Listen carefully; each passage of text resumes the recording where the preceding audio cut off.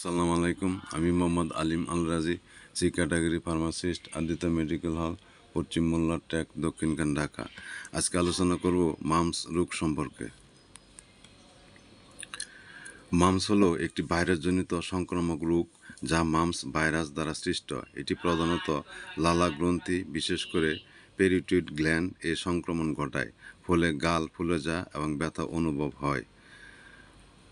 বাংলাদেশে মামস রোগ মাঝে মাঝে ছোটখাটো প্রাদুর্ভাব আকারে দেখা যায়, বিশেষ করে শিশু ও কিশোরদের মধ্যে।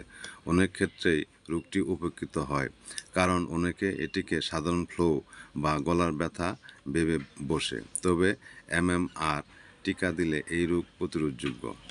সংক্রমণের পথ হাঁচি কাশির মাধ্যমে ছড়ায়। আক্রান্ত ব্যক্তির লালা বা থুতু ব্যবহারে, একসাথে খাওয়া বা পানীয় ভাগ করা।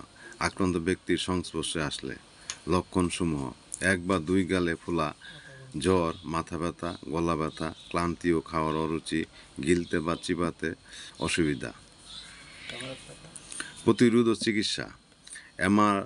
এমএমআর টিকা। বাংলাদেশে expanded programme of immunisation EPI এর আওতায় এমএমআর টিকা দেওয়া হয়, যা মামস প্রতিরোধে অত্যন্ত কার্যকর।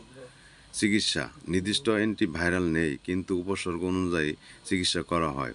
জ্বর ও ব্যথার জন্য প্যারাসিটামল, পর্যাপ্ত পানি ও বিশ্রাম, নরম ও তরল খাবার খাওয়া, গরম বা ঠান্ডা সেক ব্যবহার। প্রতিরোধে করণীয়: আক্রান্ত ব্যক্তি যেন স্কুল বা অফিসে না যায় কমপক্ষে 5 দিন। ব্যক্তিগত জিনিসপত্র ভাগাভাগি না করা। নিয়মিত হাত ধোয়া। এমএমআর টিকা গ্রহণ নিশ্চিত করা। উপসংহার: বাংলাদেশে মামস একটি প্রতিরোধযোগ্য কিন্তু মাঝে মাঝে উপেক্ষিত ভাইরাস রোগ।